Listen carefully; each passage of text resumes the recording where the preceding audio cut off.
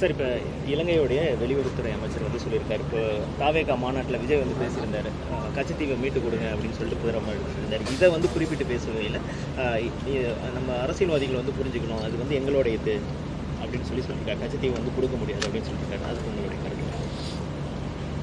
அது அந்த அளவுக்கு சூழல் ஆகிப்போச்சு. கச்சத்தீவு வந்து முதல்ல இந்தியாவோடது இல்லை, கச்சத்தீவு எங்களோடது, எங்கள் பாட்டன் சேதுபதி மன்னனோடது. அப்போ இந்த நிலப்பரப்பு முதல்ல ஒன்றா இருந்தது இல்லைல்ல, இப்படி ஒருங்கிணைக்கப்பட்டது. அதில் மன்னர் மானிய ஒழிப்பில் மேயர் இந்திரா காந்தி அவர்கள் எடுத்து அதை கொடுத்துட்டாங்க. அது காரணம் வந்து இங்கே பாகிஸ்தான், சீனா அந்த பக்கத்தில் ஆதிக்கம் செலுத்தக்கூடாதுன்னு தெற்காசிய பிராந்தியத்தில் இலங்கையை தன் கட்டுப்பாட்டில் வச்சுக்கணுன்ட்டு எங்களுடைய நிலப்பரப்பை லஞ்சமாக கொடுத்தது தான். இப்போ பாராளுமன்றத்தில் பேசி ஒரு தீர்மானம் போட்டு அப்படிலாம் கொடுக்காம தன்னிச்சையாக எடுத்து கொடுத்தது தான் அது. அதனால் வந்த பின்விளைவுகள் உங்களுக்கு தெரியும். ஒரு ஒப்பந்தத்தில் 99 ஆண்டுக்கு அப்படி லீஸுக்கு மாதிரி கொடுத்தது அது உங்களுக்கு தெரியும். அதை இப்போ அது யாரும் பேச முடியல. அவர் ஒன்றும் தெரியாமல், வரலாறு தெரியாமல் பேசிட்டுருக்கிறாரு.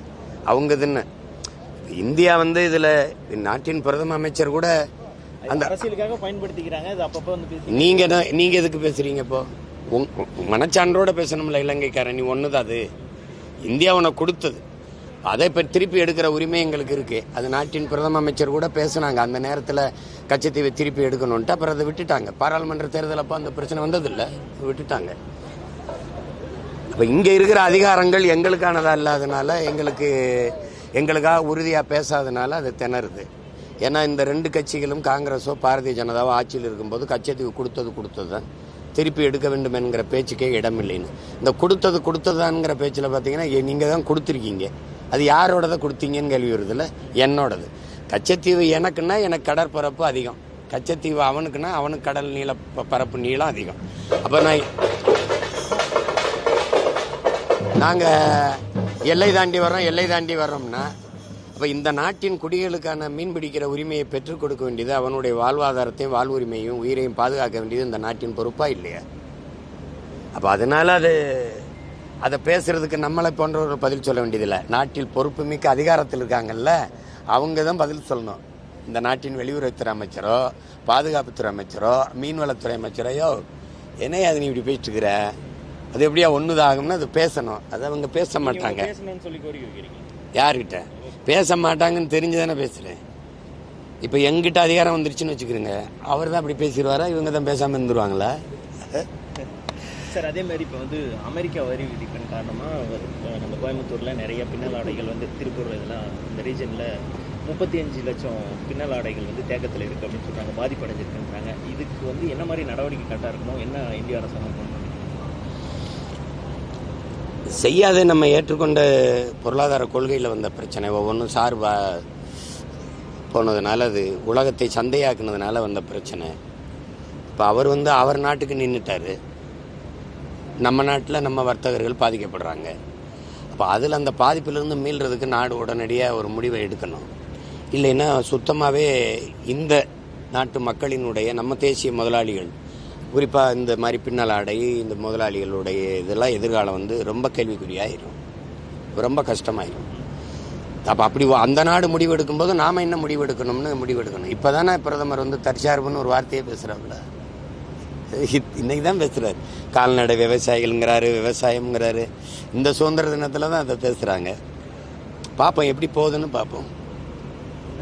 சரி, இல்லை சரி, இப்போ மோகன் பகத் வந்து சொல்லியிருக்காரு, இந்தியர்கள் 3 குழந்தைகள் வந்து பெற்றுக்கணும் அப்படின்னு சொல்லியிருக்காரு. எல்லாத்துக்கும் சட்டம் போட முடியாது தம்பி. என் விருப்பம், நான் எத்தனை பிள்ளை பெற்று, நான் 6 பெற்றுக்கிட்டேன்னா என்ன பண்ணுவீங்க?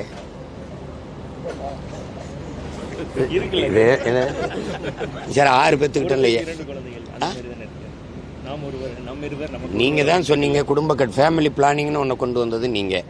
நாம் இருவர் நமக்கு இருவர் நீங்க, அப்புறம் நாம் இருவர் நமக்கு ஒருவர் நீங்க, நாம் இருவர் நமக்கு இதுக்கு இன்னொருவர் நீங்க. இப்போ 3 பெற்றுக்கிறீங்க. நாம் இருவர் நமக்கு 3வரா? நான் 6வருங்கிறேன். இதெல்லாம் எது? நான் என்ன சாப்பிடணும், நான் என்ன உடை உடுத்தணும், நான் எந்த மதத்தில் இருக்கணும், நான் என்ன சாமியை கும்பிடணும், என்னை புதைக்கணுமா எரிக்கணுமா, இதெல்லாமா உன் வேலை? போப்பா,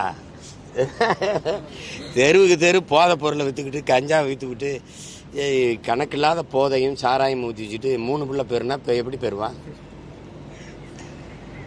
சரி சார், இப்போ வந்து விஜய் மாநாட்டில், தாவேகா மாநாட்டில் ஒரு 2 பசங்க இளைஞர்களுடைய பிரச்சனை போயிட்டு இருக்கு. பவுன்சர்ஸ் வந்து தூக்கி போட்டாங்க, என்னை தான் தூக்கி போட்டாங்கன்னு ஒருத்தர் வந்து சரத்குமாருங்கிற ஒரு கேஸ் கொடுத்துருக்காரு. இன்னொருத்தர் இல்லை அப்படின்னு சொல்கிறாரு. இதில் ஒரு குழப்பம் நீடித்துட்டு இருக்கு. இதில் ஏதாவது ஒரு உள்நோக்கம் இருக்கும்னு நினைக்கிறீங்களா? இந்த இதெல்லாம் ரொம்ப சின்ன செய்தி. இதெல்லாம் ஒரு பெருசு பிடித்திருக்க வேண்டியதில்லை.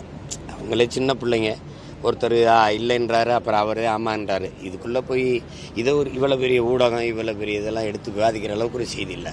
அதை விட்டுட்டு அதை கடந்து போயிருங்க.